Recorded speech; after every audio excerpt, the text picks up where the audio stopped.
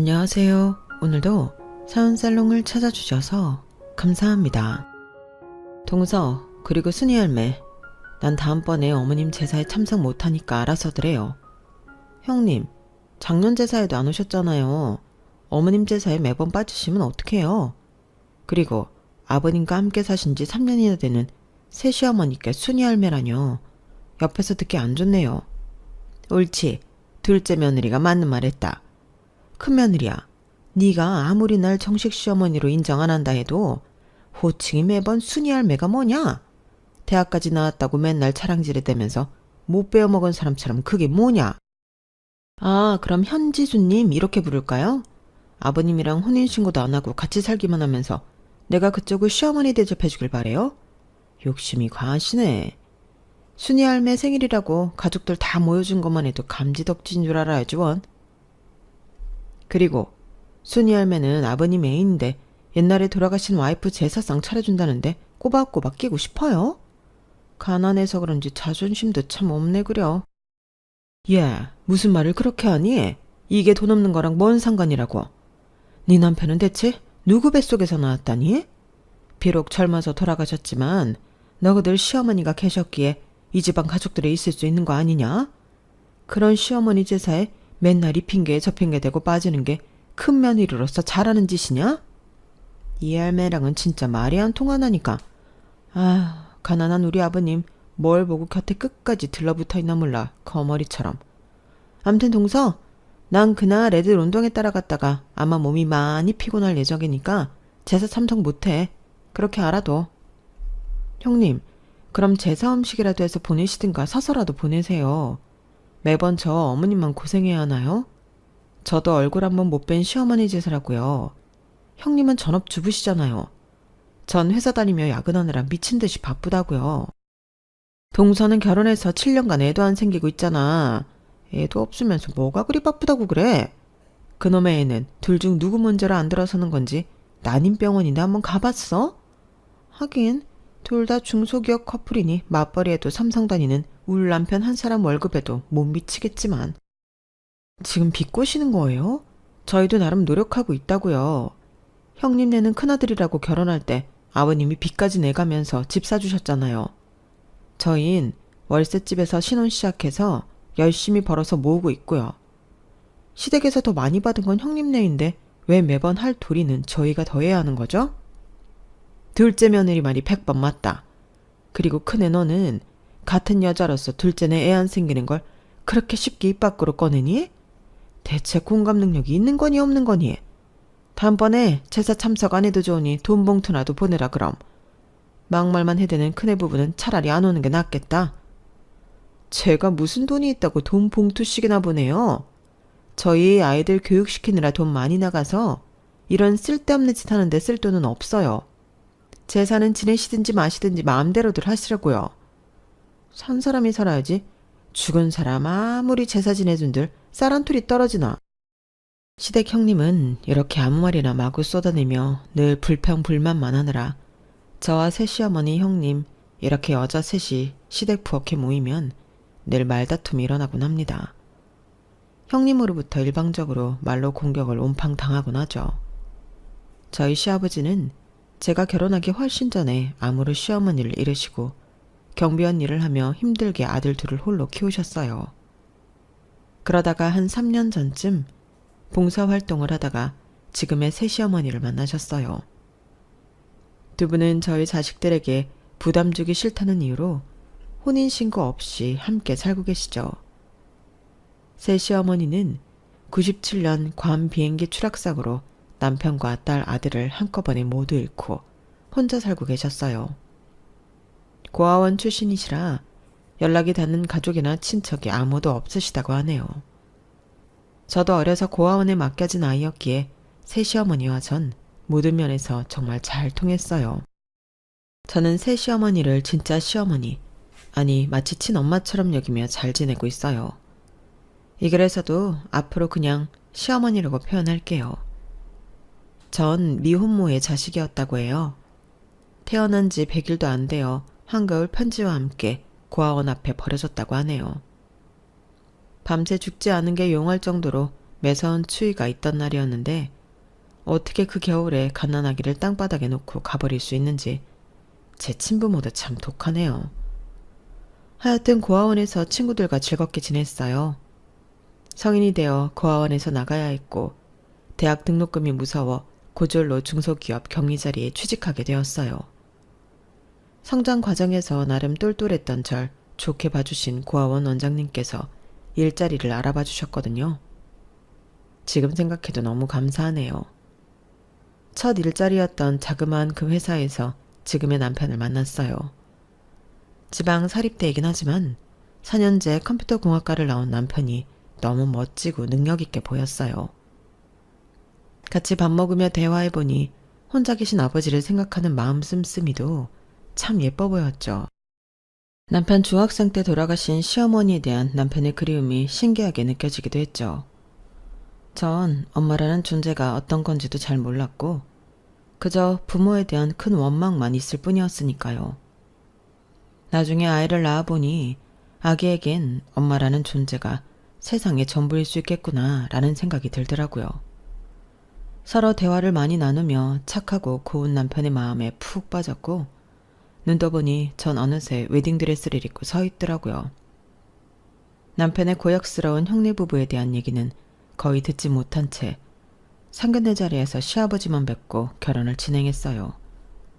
나중에 알고 보니 형님 부부는 저희 신혼집으로 반전세를 얻어준 게 질투나서 상견례에도 안 나왔다네요. 어이없는 게 시아버지가 형님 부부는 결혼할 때 24평 아파트까지 마련해줬거든요. 시아버지가 대출까지 받아서 말이죠. 그런데 저희 9천에 70만원짜리 토론 반전세 보증금을 시아버지가 좀 보태준 게 그리도 질투났나 봐요. 형님 부부는 현재 외벌이에요. 아주버님이 삼성 다녀서 월급이 꽤 되거든요. 전문대 나오고 헤어 디자이너로 일하던 형님은 결혼하고 전업주부가 되었다네요. 다행히 아주버님, 형님과는 다르게 시아버지는 성품이 아주 좋으세요. 경비 일을 하시는데 서울 빈민가 출신이시라 아직도 판자촌 보면 옛날 생각난다며 쉬는 날이면 그쪽으로 봉사활동을 다니시죠. 쌈짓돈을 모아놨다가 판자촌 어르신들께 연탄이나 라면 등을 사다 나르십니다. 몇 년 전엔 아예 판자촌 봉사단체를 본인이 직접 모집하셔서 봉사일을 시작하셨죠. 그 단체에서 지금의 시어머니를 만나 마음이 맞으셨는지 3년간 함께 살고 계시고요.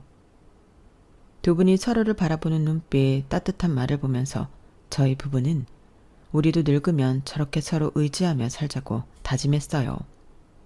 이상적인 부부 같아요. 참 보기 좋더라고요. 3년 전 두 분이 살림을 합친다고 선언하셨을 때도 형님 부부는 온갖 막말을 일삼으며 찬물을 끼얹었어요. 평소에도 시아버지가 돈 없다며 무시하던 사람들이었으니 말 다 했죠. 지금 본인들이 살고 있는 집을 시아버지가 사줬다는 걸 잊었는지 맨날 돈 없는 양반이라며 돈돈거립니다. 삼성 다니는 큰아들이라며 자랑스러워하던 시아버지도 이젠 찬바람 쌩쌩 부는 이기주의자들인 큰아들 부부를 달가워하지 않으셔요. 오히려 둘째인 저희 부부를 예뻐하시고 많이 의지하시네요. 저도 부모님 없이 자란 터라 따스한 마음으로 저희 부부를 아껴주는 시아버지가 친아버지처럼 마냥 좋기만 했어요. 평생을 쎄빠지게 일해도 가난의 굴레에서 벗어나지 못하고 점점 처지는 시아버지 어깨가 안쓰럽게 느껴지기도 했고요. 그런 시아버지 옆에 3년 전부터 밝은 미소의 시어머니가 늘 함께 해주셔서 오히려 고마웠어요. 우리 부부는 두 분의 만남을 누구보다 응원해드렸죠. 어머님 하며 극진히 시어머니를 대우해드리니 시어머니도 저를 참 예뻐해 주셨어요. 가난해도 모든 게 만족스러웠던 결혼 생활이었지만 저희 부부는 결혼한 지 7년이 되어도 아기가 생기지 않아 고민이 많았어요. 물론 제가 25살에 결혼해서 아직 늦은 나이는 아니니 크게 조급하진 않았지만 오히려 주변에서 난리들이었죠. 특히 형님의 비수 같은 말이 심장을 찌르곤 했어요. 동서 자궁이 문제인 거야? 아님 도련님 정자 운동성이 문제인 거야? 난임병원 가서 검사는 해봤어? 어머, 형님이 뭘 그렇게 구체적으로 따져 물으세요. 그런 건 저희 부부가 알아서 할 테니 신경 끄세요. 뭘 또 전화까지 해서 무슨 막말을 풀어부으시려고요. 내가 언제 막말을 했다 그래. 뭐 눈에 뭐만 보인다고 대학도 못 나오고 고졸 교육만 받아서 쌍스러운 말만 귀에 들어오나 보지? 이것 보세요. 늘 형님은 이렇게 안 좋은 말만 쏟아내시잖아요. 입에서 막말이 나오려고 해도 머리 필터에서 한번 걸러야 하는 거 아니에요? 뭐? 누가 누구 머리로 누네? 애미애비도 없고 대학도 못 나온 주제에 손이 형님이 걱정해주면 그런가 보다 해야지 따지긴 뭘 그리 따져.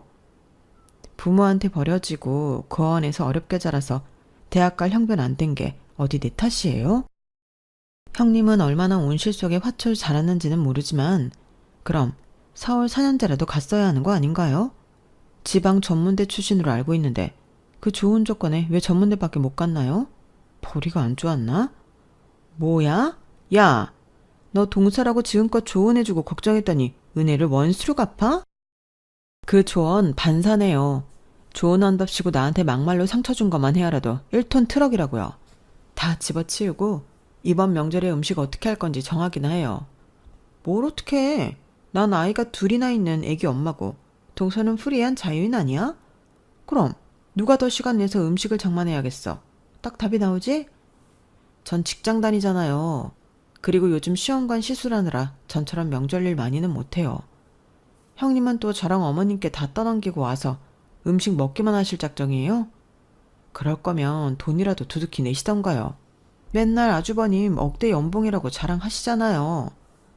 그게 뭘 자랑이야.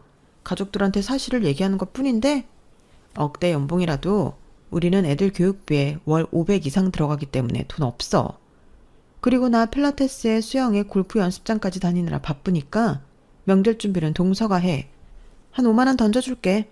그럼 됐지? 순이 할매랑 둘이 잘해봐. 시어머니한테 순이 할매가 뭐예요? 교양 없이. 다 같이 있을 때 옆에서 들을 때마다 제 얼굴이 다 빨개져요.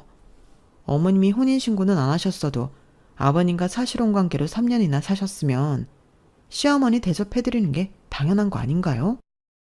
정식으로 시어머니 대접 받고 싶으면 지갑을 오픈하고 자식들에게 좀 베풀든가. 아버님이랑 똑같이 돈 없는 늙은이 같던데 대우만 시어머니로 해달라는 건가? 당체랑 그 할매 맘에 안 들어. 시어머니 대우는 동서 혼자 하든가. 진짜 너무하시네요, 형님. 매번 그렇게 미꾸라지 마냥 빠져나가시려 하나요? 시집 올 때 집을 낼름 받았으면 끄값이라도 하셔야죠. 심지어 아버님이 그 집 형님이랑 아주머님 공동명의로 해주셨다면서요. 아버님이 삼성에 다니는 큰아들이라고 결혼 초반에 얼마나 예뻐하셨는데 사람이 그러면 못 써요. 아니 동서, 어디 손이 형님을 가르치려 들어. 그렇게 심보가 고약스러우니 애가 안 생기지. 아기 천사가 왔다가 도망가겠어? 뭐라고요? 아니 형님, 왜 애기 얘기를 여기에 갖다 붙여요? 같은 여자로서 너무한 거 아니에요? 돌아오는 명절에도 형님은 갖은 핑계를 대며 일 못한다고 빠져나갔네요. 전 분한 마음을 꾹 참고 회사 일을 마치고 난임병원으로 급히 달려가서 시험관 시술을 했죠. 제발 이번엔 성공해라. 절실한 마음으로 시술을 받고 집에 와서 침대에 살포시 누웠습니다. 그런데 새벽이 되자 점점 제 배가 아파오기 시작했어요. 얼른 옆에서 자던 남편을 깨웠어요. 여보, 배가 이상해. 너무 아프면서 배가 볼록해지는 것 같기도 하고. 뭐? 얼른 병원에 가보자. 119에 연락할게.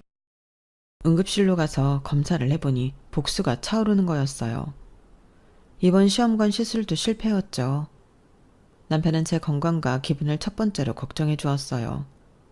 시험관 시술이 실패할 때마다 엄청나게 실망하며 우울해하던 걸 알았을 테니까요. 자기야, 난 평생 자기만 있으면 돼. 아기 없어도 전혀 문제 없어. 오히려 아기 있으면 애한테만 집중하게 돼서 부부 사이가 멀어진다더라. 난 그렇게까지 하면서 아이 낳고 싶지 않아. 조만간 강아지 한 마리 입양해서 키워보자. 내 자식이라고 생각하고 말이야. 뭔 소리야. 강아지도 3명인데 신중히 입양해야지. 그리고 난 아직 32살밖에 안 됐으니 난임 치료에 더 박차를 가해서 아기 꼭 낳을 거야. 자기 정자에도 문제 없다니까 곧 아기 다시 생길 거야. 시험관 시술도 계속 할 거고. 자기 몸이 너무 축나는 것 같아서 걱정돼서 하는 말이야. 그럼 내 월급이 많진 않지만 우리가 사치 부리는 가정은 아니니 시술하는 동안 자기 회사 그만두고 집에서 쉬도록 하자. 우리 월세 내고 나면 남는 금액도 없이 빠듯한데 애 없을 때 바짝 벌어야지 무슨 소리야. 최대한 회사 다니면서 시술해볼 테니 내 걱정은 하지 마. 에휴, 미안해 자기야. 내가 한 500이라도 벌어오면 형수처럼 자기도 전업주부하며 푹 쉬게 할 수 있는데 나랑 같은 회사 다니면서 뭘 미안해. 나도 능력 없는 건 마찬가지인데 우리 합심해서 얼른 돈 모아서 전셋집으로라도 가야지. 언제까지 월세살이 할 거야. 여튼 이번 명절에 자기 시댁에 못 간다고 얘기해 놓을게. 형수한테도 전화해 볼게. 아이고 여보, 자기가 형수랑 말이 통할 것 같아? 같은 여자끼리도 말 안 통하는 사람인데 차라리 아주버님한테 전화해서 말해보든가 해. 그래 알았어. 부부는 일심동체라고 했던가요? 아주버님과 남편의 통화를 옆에서 들으니 아주 가관이었어요. 뭐? 이번 명절에 재수씨 아예 못 온다고? 음식 준비도 못 한다고? 그럼 그 순이 할매랑 우리 와이프 둘이서 그 많은 음식을 다 하란 말이냐? 너 미쳐 돌았냐? 어디서 꾀박난 네 와이프 말만 듣고 형한테 전화를 해. 내가 그 말을 네 형수한테 그대로 전달하란 말이냐? 형, 꾀병이라니. 내가 지금 형한테 거짓말이라도 한다는 거야? 와이프가 시험관 시술 후에 복수가 차서 새벽에 급하게 응급실 갔다 왔다니까. 지금껏 형수는 맨날 미꾸라지 빠져나가듯 이 핑계 저 핑계 대면서 시댁 일 안 한 거 내가 모르는 줄 알아? 손윗 형수라고 내가 아무 말 안 했더니 동생 부부를 우습게 봐? 야, 니네 부부가 얼마나 아버지한테 알랑방구를 꼈으면 요즘에 아버지랑 순이 할매가 니네 편만 들고 예뻐하더라? 우리는 어차피 내놓은 자식이나 다름없으니 이번 명절에는 아예 안 갈란다. 내 와이프만 고생시킬 순 없지. 그리고 넌 애 하나 못 갖고 7년을 고생하냐? 에라이 머저리 같으니. 뭐? 형 지금 나한테 머저리라고 했어? 와씨, 형수막 막말꾼인 줄 알았더니 형도 장난 아니구만. 하긴 어렸을 때부터 본인만 알고 엄청 이기적이었으니 말 다 했지 뭐. 더럽고 치사해서 말 안 섞을란다. 끊어라 끊어. 어쩜 부부가 그리 똑같은지 옆에서 전화통화를 듣는 내내 경이롭더군요. 어쩔 수 없이 이번 명절에도 저와 시어머니만 명절절 주말부터 쎄빠지게 고생해서 음식을 장만했어요. 명절 당일에 미리 마련해온 전을 뒤집고 있는데 형님 부부가 시조카드를 데리고 빼꼼히 얼굴을 비치더군요. 시아버지가 전화해서 명절 당일에 얼굴이라도 비치라고 해서 온 거였어요. 다 된 밥상에 숟가락만 올리던 형님은 그마저도 애들 학습지 봐줘야 한다며 애들이 있던 작은 방으로 들어가더라고요. 기가 찼습니다. 뺀질뺀질 맨날 너무 얄미웠어요. 시어머니도 그런 형님 부부를 무척이나 미워했죠. 그래도 가족이라고 명절 당일에 모여 대화를 나눴어요. 시아버지가 봉사활동을 함께하지 않겠냐고 물어보자 형님 부부는 또 투덜거리기 시작했습니다. 큰애 부부도 애들 데리고 연말에 판자촌 봉사활동 함께 가보자. 애들 교육에도 좋을 거다. 아버지, 그렇게 더러운 곳에 귀한 우리 애들을 왜 데리고 갑니까? 추운데 거기 백날 가봐야 쌀이 나옵니까? 돈이 나옵니까? 아버지 경비에서 얼마 번다고 거기에 라면이며 쌀이며 퍼주냐고요 대체? 내가 판자촌에서 자랐기 때문에 그쪽만 보면 애틋한 마음이 들어서 그런다. 그 사람들이 가난하게 살고 싶어서 게을러서 그런 곳에 사는 줄 아냐? 아무리 성실하게 살아도 가난의 구렁텅이에서 못 빠져나와서 그런 거다. 그런 사람들이 재기하도록 도와줘야 하는 거 아니냐? 그 사람들이 능력 없고 게을러서 늙어 죽도록 가난하게 사는 거지. 뭐가 불쌍하다고 맨날 퍼줘요. 아버지랑 순이 할매랑 아주 쌍으로 퍼주는 게 눈꼴시라서 못 봐주겠다고요. 돈이나 많은 양반들이면 모르겠는데 경비일해봐야 돈 얼마 번다고요.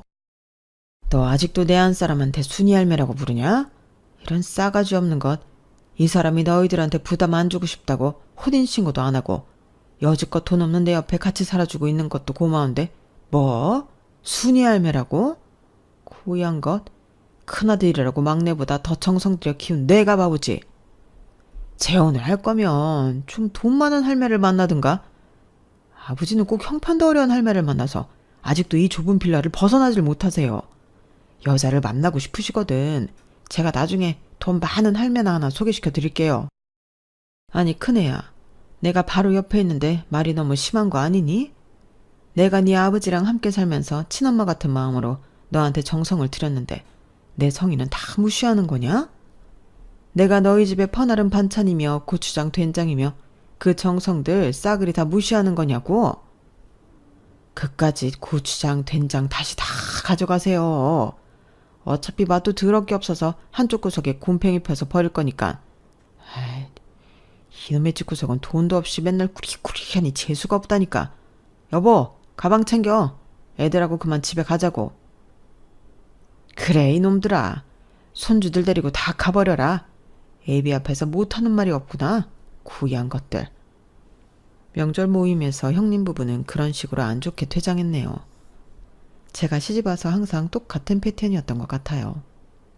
부부가 쌍으로 쌈딱같이 싸움하는 걸 좋아하다 보니 조용히 넘어가는 명절이 없었죠. 시어머니는 남은 음식을 바리바리 싸서 저희 부부에게 주셨어요. 둘째 며느리 너도 나처럼 고아원 출신이라 부모는커녕 핏줄이 하나도 없으니 명절 되면 친정 가는 여자들이 부러울 거다. 나는 네 맘 다 알아. 날 친정엄마로 여기고 편히 왔다 갔으면 좋겠는데 첫째 내가 또 깽판을 부리고 갔구나. 음식이라도 많이 싸줄 테니 집에 가서 푹 쉬면서 편하게 먹으려무나. 고맙습니다 어머님, 아버님. 마음이 많이 상하셨을 텐데 어머님께서 위로 좀 잘해드리세요. 형님네 부부는 늘 다 된 밥에 재를 뿌리고 가네요. 저도 어머님을 친정엄마처럼 여기고 있어요. 항상 딸처럼 예쁘게 여겨주시고 마음 써주셔서 감사해요 어머님. 그래, 요즘 시험관 시술하고 있다며? 그게 여자 몸이 많이 상하는 거라던데 내가 보약 한 제 지어서 보내줄게. 시험관이랑 병행해서 먹어도 문제없는 순한 걸로다가. 그거 먹고 기운 차려서 꼭 임신 성공해서 애기 낳으면 내가 많이 도와줄게. 해보는 게 보통 힘든 일이 아니거든. 에휴, 너한테 이렇게 말하고 나니 비행기 사고로 저 세상 간 우리 딸내미, 아들내미가 생각나서 눈물이 나는구나. 어려서 저 세상 갔지만 우리 딸도 너처럼 참 고왔는데. 어머님, 제가 아직 자식이 없어서 그 마음 다 헤아리지 못하겠지만 자식 먼저 떠나보낸 그 마음이 얼마나 슬프시겠어요. 앞으로 제가 친딸처럼 어머님께 잘할게요. 옛날 생각하며 너무 마음 아파하지 마세요. 아유, 말이라도 그렇게 해주니 내 마음이 좀 낫구나. 정말 고맙다 둘째야. 너 애기 낳으면 내가 시애매로서 해줄 수 있는 건 다 해줄게. 아주 통 크게 말이야. 그동안 너희 시아버지와 3년간 사실혼으로 살면서 내가 다 계획하는 게 있다. 나만 믿고 아기 생기는 대로 낳고 몸 생각해서 직장도 그만두도록 해. 아니에요 어머님. 일단 전셋집으로 이사하는 게 목표라서 할 수 있는 데까진 직장 다니면서 난임 치료도 병행해 보려고요. 나도 고아원 출신이라 진짜 독립심이 강했는데 너도 그렇구나. 내가 둘째 너만 보면 마음이 짠해. 내가 계획했던 걸 조만간 실행해서 너 편하게 살게 해줄 테니 조금만 기다리렴. 그땐 시어머니의 계획이란 게 대체 어떤 건지 알 수 없었기에 마음속에 뭔가 생각하시는 게 있나 보다 하고 그냥 넘어갔죠. 하긴 3년간 시아버지와 같이 사시면서 이 집안 가족들의 이면을 속속들이 다 알고 계시는 분이었으니까요. 여튼 절 좋게 봐주시고 아껴주셔서 늘 든든했어요. 시어머니가 가족들을 전부 모이라고 총 집합시키는 일은 매우 드물었지만 시아버지 생신만큼은 항상 다 불렀어요. 형님 부부는 늘 그렇듯 똥 씹은 표정을 하고 빈손으로 시댁에 도착했죠. 아니, 형이랑 형수는 아버지 생신에 케이크 한 조각을 안 사와요? 그렇다고 현금 봉투를 드리는 것도 아니면서?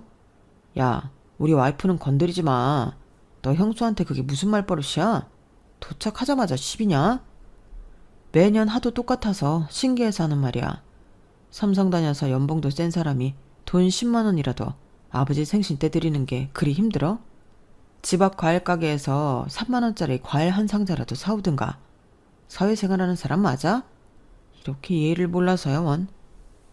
제가 하고 싶단 말이지만 시댁에 불러내킬까봐 꼭 참고 하지 않던 말을 남편이 대신해주니 속이 다 시원하더라고요. 바보같이 착하기만 한 줄 알았던 남편이 사이다 발언을 할 때도 다 있다니 오래 살고 볼 일이더라고요. 남편의 센 발언에 생일 당사자인 시아버지가 중재하고 나섰죠. 둘째야, 됐다. 내 생일날 선물 바라고 너거들 부르는 거 아니다. 얼굴이라도 한번 더 보고 서로 안부라도 묻자는 거야. 안사람이 미역국 맛나게 끓였으니 그거 먹고 각자 집 가면 되지. 안 그래요, 여보? 그래, 다들 식탁에 앉자. 첫째네는 다음 주에 해외여행 간다고? 네, 그렇게 됐네요. 저희 친정 부모님 모시고 해외여행 가요. 어디로 가는데? 제가 말해도 돈 없는 순이 할매가 아실란가 모르겠네. 해외여행이나 가보셨으려나? 괌이요, 괌. 뭐? 괌? 아, 그렇구나. 거봐요. 순이 할매 모르시죠? 괌이 어디 붙어 있는지도? 비행기 한 번이라도 타보셨나요? 형님, 어머님 97년 괌 비행기 추락사고 때 남편과 아이들 잃은 거 모르셨어요? 어머, 그래? 그래도 그 옛날에 비행기 탈 돈은 있었나 보네? 너 지금 대체 그게 무슨 말이니? 내가 그리도 돈 없는 할매로 보이더냐? 니네 첫째네 맨날 나를 그렇게 무시하다간 나중에 큰 코 다치게 될 거다. 큰 코요? 우릴 큰 코 다치게 할 재력이라도 있나? 크게 코웃음이 나네요. 형님, 말씀 좀 조심하세요. 괌 얘기 더 이상 꺼내지 마시고요. 내 입으로 내가 말하겠다는데 동서가 무슨 상관이야. 친정 부모님께 효도 한번 하겠다는데. 아, 하긴 그쪽은 효도할 친정도 없는 천의 고아지. 읍스, 말 실수했네. 너 정말 안 되겠구나. 고아 출신이 어디가 어떻다는 거냐. 나도 고아원에서 자라서 독립적으로 잘 자랐고 둘째 며느리도 애가 얼마나 바르게 잘 성장했니. 맨날 도운동거리며 자기보다 낮은 사람들 비꼬고 비난하는 첫째 너보다 100배 낫다. 고아라고 무시하는 거 앞으로 그만둬라. 순이 할매 하나도 안 무서우니 어줍잖은 조언이나 그만하세요. 누가 누구한테 훈계질이야 정말. 기분 나빠서 내가 여보 어서 밥이나 먹고 일어나자고요. 우리 말고 딴 사람들이 아버님 생신 축하해드리는데 우리까지 나설 필요 있나요 뭐? 그래 그러자고. 내 와이프를 조리돌림하는데 기가 차서 진짜. 형님과의 껄끄러운 관계는 대체 언제까지 계속될지 형님 부부 생각만 하면 마음이 참 불편했죠. 그러던 어느 날 남편한테 다급한 전화가 걸려왔어요. 여보, 나 지금 여의도 성묘병원으로 운정해서 가는 중이야. 아버지가 뺑소니 차량에 치여 교통사고를 당하셨대. 다행히 생명엔 지장이 없는 것 같은데 다리뼈가 으스러졌다네. 얼른 가봐야 할 것 같아. 어머님께 전화 왔어. 어머님도 많이 당황하신 모양이냐. 형님네 부부한테 자기가 연락 좀 해줘. 뭐라고요? 어머머 어떡해. 웬 교통사고야. 어젯밤 꿈자리가 뒤숭숭 하더니 이런 말도 안 되는 일이. 그나마 생명에 지장 없으시다니 10년 감수했네요. 알겠어요. 얼른 가봐요. 형님한테 내가 지금 바로 전화해 볼 테니. 저는 놀란 가슴에 터져나오는 눈물을 대충 추스르고 바로 형님한테 전화를 걸었어요. 형님, 지금 아버님께서 교통사고를 당하셨대요. 지금 여의도 성묘병원 응급실에 계시다네요. 다행히 의식도 있으시고 생명에 지장이 없으신 것 같은데 다리뼈가 다 으스러졌대요. 아버님 어떡해요. 지금 당장 병원으로 와주세요. 어머님도 엄청 놀라신 모양이에요. 뭐? 조용히 좀 말해. 귀청 떨어지겠네 아주. 교양 없이 정말. 나 지금 모처럼 고급 스파에 왔는데 웬 교통사고야. 이거 타임이 정해져 있어서 3시간은 채워야 해. 좀 비싼 스파가 아니거든. 연예인도 많이 오고 말이야. 뭐라고요? 형님, 지금 아버님께서 교통사고 났다는데 스파가 웬 말이에요. 아이들도 다 커서 밥 알아서 다 챙겨 먹을 수 있잖아요. 얼른 아주버님께도 연락하셔서 같이 병원으로 와주세요. 그쪽 부부가 가고 순이 할매까지 있는데 굳이 우리까지 가야 해? 요즘 코로나 때문에 간병도 안 된다는데 왜 이렇게 호들갑이야? 생명에 지장도 없다며. 면죽을 쥔 양반이네. 보통 70대 돼서 교통사고 나면 다들 크게 다치시던데 아버님 굿럭이네 아주. 굿럭? 네 진짜 어이가 없어서. 야 이 아줌마야. 아버님이 빚까지 내서 당신네들 집까지 사줬으면 적어도 교통사고 나셨다는데 걱정하는 척이라도 해야지. 두 부부가 완전 사이코패스 아니야, 이거? 뭐? 사이코패스? 나 이거 힐링하러 스파 왔다가 웬 봉변이야? 여기 다들 고급 사모님들만 있는 곳이라 큰 소리를 통화 못해서 다행인 줄 알아, 이 옆판네야. 다음번에 만나면 내가 아주 머리채라도 잡을 줄 알라고. 암튼 병원은 당신들이나 가보든지 해. 바쁜 우리까지 오라가라 하지 말고. 형님과의 통화 때문에 갑자기 스트레스를 확 받아서인지 아랫배가 땡기면서 하혈을 좀 하더라고요. 시험관 시술을 잠시 중단한 지도 꽤 되었기 때문에 임신일 거라고 예상은 안 했지만 혹시나 하는 마음에 임신 테스트기를 해보았고 희미하게 두 줄이 나왔습니다. 이게 뭐지? 임신 테스트기가 맞나? 하고 다른 테스트기를 뜯어서 재차해보았어요. 이번엔 확실한 두 줄이 나오더군요. 어머나, 내가 임신을 했다고? 결혼 7년 만에 처음 겪어보는 일이라 기쁨보다는 덜컥 두려움이 앞섰어요. 아기가 중간에 유산이라도 되면 어떡하지? 내가 일어서 있으면 혹시 아기가 자궁에 붙어있다가 미끄러지는 거 아니야? 중력받으면 아기가 떨어지기라도 하는 거 아닌가? 별 생각이 다 들더군요. 재빨리 침대에 가서 똑바로 누운 후 남편에게 전화를 걸었어요. 여보, 나 임신 테스트기 두 줄 나오는데 어쩌지? 일단 침대에 바로 누웠어. 아기 혹시라도 떨어질까봐. 무서워서 움직이지도 못하겠네. 뭐? 정말? 자기 그럼 아무것도 하지 마. 여기 응급실엔 나랑 어머님 있을 테니까 오지 말고. 내일 산부인과 문 열면 가서 정확히 확인해보자. 자기 수고 많았어. 축하해. 회사에 사정을 말하고 병원 문 열자마자 확인해본 결과 임신 9주였어요. 그동안 정신이 얼마나 없었으면 생리 안 하고 지나간 것도 모르고 있었죠. 아기 심장 소리를 듣는데 눈물이 쏟아지더군요.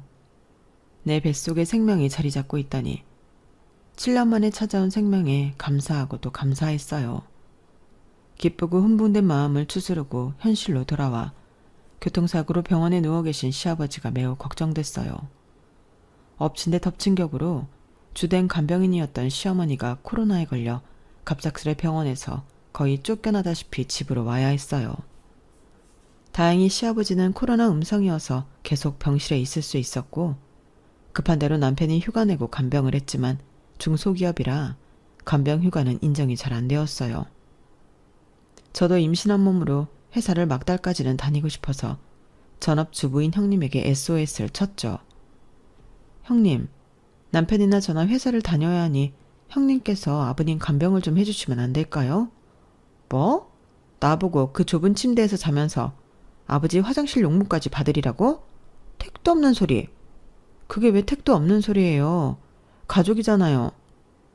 시아버지한테 받은 것도 있으면서 이 정도도 못해요?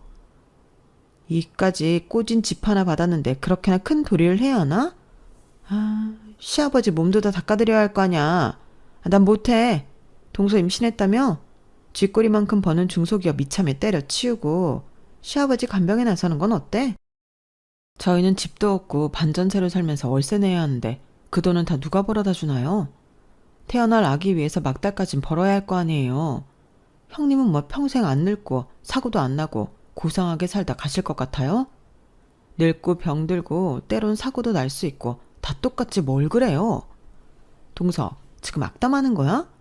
요즘 아버님이 동선의 부부 아주 예뻐하시던데 예쁨 받는 사람들이 할 도리 다 하라고. 난 몰라. 간병인 쓰던가 해.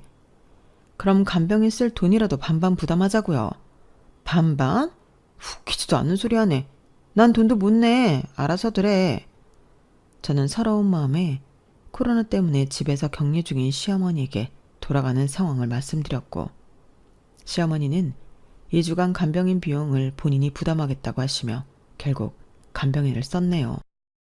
3개월 후 시아버지는 퇴원을 하시게 되었고 퇴원날 시어머니는 뭔가 큰 결심을 하신 듯 식구들을 다 병원으로 부르셨어요. 저희 부부는 생각보다 많이 나온 병원비에 놀라서 형님네한테 반반 부담하자고 제안했죠. 형수, 병원비가 거의 1,000만 원에 달하는데 우리가 아기 용품도 살 게 많고 조리원도 예약해야 해서 돈 들어갈 때가 많네요. 반반씩 부담하는 게 어떨까요? 어머 도련님, 우리 그럴 돈 없어요. 전에도 간병비 부담하라고 연락하더니 우리 피 뽑아먹을 작정이에요? 병원비 부담 못해요. 아니, 저희 부부만 자식인가요? 그래요, 형님. 무슨 일만 터지면 저희가 다 부담해야 하나요? 아버님 입원해 계실 때 병원에 한 번이라도 얼굴 비쳤어요? 그건 코로나 때문에 못 온 거지. 그렇게 백날 첫날 돈 없다면서 아기용품은 다 새 걸로 사게? 그리고 병원비는 카드 할부로 계산하면 되잖아. 아, 여보. 애한테 안 좋으니 괜히 화내지 말고 우리 말도 안 통하는 저 집 식구들이랑은 이제 상종도 하지 맙시다. 계산은 내 카드 11개월 할부로 할게. 야근 많이 해서 카드값 다 갚을 테니 걱정 말고. 자기야. 나 샤넬백 사려고 돈 모아둔 거 다 날릴 뻔했네. 도련님이 이제 우리랑 영 끊자네. 차라리 잘 됐지 뭐. 이렇게 거지 같은 집안이랑 더 이상 엮여서 우리한테 득될 게 하나도 없어. 얼른 쇼핑이나 갑시다. 스트레스 풀게. 첫째, 니네 지금 한 말 후회 안 하지? 이 집안이랑 영 끊겠다고 한 거? 아주 잘 생각했다. 내가 첫째네 하는 짓이 괘씸하고 내 재산 조금이라도 뺏기기 싫어서 여태껏 니네 시아버지랑 혼인신고 안 하고 살았는데 입원해 계실 동안 대화 나누며 내 재산이며 다 오픈했다. 순이 할매한테 재산이란 게 있기나 해요? 이 집안과 영 끊으면 당신과도 영원히 빠빠이지 뭐. 무서울 게 뭐가 있담? 김비서, 잠깐 이리 와봐요. 내 재산 목록 한눈에 보이게 A4 용지 한 장으로 정리하라고 했죠? 김비서? 시어머니가 김비서라고 부르자 저 멀리 떨어져 있던 검은 양복 입은 사람이 황급히 뛰어와 가방에서 종이 한 장을 꺼냈어요. 가족들은 일제히 그 종이에 적힌 내용을 열심히 들여다보았죠. 시어머니 이름인 현지수님의 재산 목록표였죠. 나인땡 한남 100평, 에테땡땡 청담 74평 분양권, 타워 땡리스 90평, 롯데 땡땡리엘 90평, 그 외 서울시내 대학가 원룸 30채, 용인 땅 1000평, 판교에 건물 한 채. 이럴 수가 믿을 수 없었죠. 저희 부부와 특히 형님 부부가 눈이 휘둥그레졌어요. 이게 다 순이 할매, 아니 어머님 재산 목록이라고요? 믿을 수 없어요. 거짓말 아니에요? 이제야 어머님이라고 부르냐? 넌 참 사람 보는 눈이 없구나. 내가 그리도 가난한 할매처럼 보이더냐? 원래 내가 명품 로고 보이는 옷을 싫어하긴 한다만 그렇게 추리하게 입진 않았는데. 믿기 힘들다면 이 부동산들의 등기부 등본이나 한번 봐라. 김비서가 다 들고 왔단다. 부동산 등기부 등본을 확인해보니 다 시어머니 현지순 당동명이었어요. 근저당이나 대출 하나 없이 깔끔했죠. 더욱 놀라운 것은 그렇게 비싼 집들을 다 월세로 돌리고 있다는 점이었어요.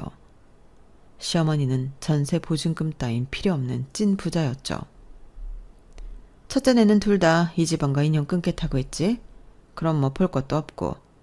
너희 시아버지와 상의한 결과 혼인신고 없이 둘째네한테 이 부동산들 다 증여하기로 했다. 증여세는 이 중에 한 두세 채 팔고 월세 받는 걸로 몇 년간 분할 납부하면 될 거다. 월세가 한 달에 거의 10억은 나오니까 뭐. 너희 시아버지랑 난 내가 갖고 있는 현금으로 공기 좋은 시골에 집 한 채 지어 살 생각이야. 현금만 한 100억은 넘게 있으니 평생 다 쓰지도 못하고 죽겠지 뭐. 유언장에 남은 돈은 둘째네한테 또 증여하고 갈 테니 앞으로 예쁜 아기 키우면서 알콩달콩 살려무나. 지금껏 고생 많았다. 어머님, 큰며느리인 저를 잊으신 건 아니죠? 아버님이 큰아들인 저희 남편을 얼마나 아끼셨는데요. 제발 저희 이대로 내치지 말아주세요. 불쌍한 저희가 이렇게 무릎 꿇고 싹싹 빌게요. 어머님께 조금이라도 버릇없게 됐던 거 다 사죄드릴게요. 저희도 한 10억만 증여해 주시면 안 될까요? 어머님께 10억은 껌값이잖아요. 10억짜리 껌도 있다냐? 첫째 니네 때문에 내가 재산 숨기고 조용히 3년을 살아왔던 거다. 니네 시아버지한테 미안하지만 돈만 보고 내게 득달같이 달려드는 남자들도 많았기에 숨긴 것도 있고. 돈이라면 아주 지긋지긋해. 돈 벌기 위해 미친 듯이 열심히 살았지만 이젠 돈 냄새도 싫다. 내가 혹시라도 혼인신고하면 첫째 니네한테 1원의 콩고물이라도 떨어질까봐 무서워서 못하겠다. 아주 악랄하기 짱이 없는 니네한테 적선을 하느니 내 돈을 바다에 상어밥으로 내던지는 게 낫지. 니네가 아까 말한 대로 우리 인연 끊고 더는 보지 말자꾸나. 내가 경호원을 써서라도 내 곁에 못 오게 할 테니 얼른 꺼지거라. 어머님, 그동안 불효했던 저희를 용서해 주세요. 저희한테 딱 10억이라도 적선해 주시면 안 될까요? 저희를 불쌍히 여겨주세요. 김비서, 경호원들 불러서 첫째 부부 좀 내 곁에 못 오게 해. 병원에서 무슨 심파 찍는 것도 아니고 웬 무릎을 꿇고 눈물을 흘리고 난리 부르스야. 아, 딱 싫어. 둘째네야, 아버지 모시고 얼른 집에 가자꾸나. 나머지 얘기는 집에 가서 들려줄게. 못다한 흥미진진한 얘기가 많구나. 저희 부부와 시아버지 시어머니는 시어머니 소유의 하얀색 포르쉐 차량을 타고 시댁으로 돌아왔어요. 도착하니 변호사분이 이미 와 계셨고 그때부터 일사천리로 증여 작업이 진행되었죠. 증여세를 내고 나서도 몇백어치의 부동산이 저희 부부의 공동 소유로 되었네요. 세상에 이런 일도 있구나 싶었죠. 저희 시어머니는 옛날에 신문에 날 정도로 고아 출신으로 엄청난 자수성가를 하신 분이었어요. 워낙 소박하신 분이라 전혀 모르고 있었네요. 시어머니께 받은 집들 중에 한 군데를 골라서 들어가 아기방 꾸미고 가사 도우미 쓰면서 여유롭게 출산 준비하라시는데 대체 어느 곳으로 들어가야 할지 선택을 못하겠네요. 남편과 함께 기존에서 살던 월세집에서 서로 멍 때리며 지내고 있습니다. 시어머니께서 형님 부부로부터 오는 연락은 철저히 차단하고 만나지도 말라고 경호원까지 붙여주셔서 그 외의 소식은 잘 모르겠네요. 뭐 아주버님이 대기업 다니니 잘 먹고 잘 살겠죠. 전 앞으로 태어날 아기만 신경 쓰며 행복한 생각만 할랍니다. 제 사연 들어주셔서 감사합니다. 사람은 마음보를 곱게 쓰면서 살아야 하는 것 같습니다. 마음보 좋으신 여러분들도 다들 부자 되세요. 여러분, 사연 댓글에 응원과 현명한 조언 부탁드려요. 좋아요와 구독은 저에게 큰 힘이 됩니다. 오늘도 좋은 일 가득하세요.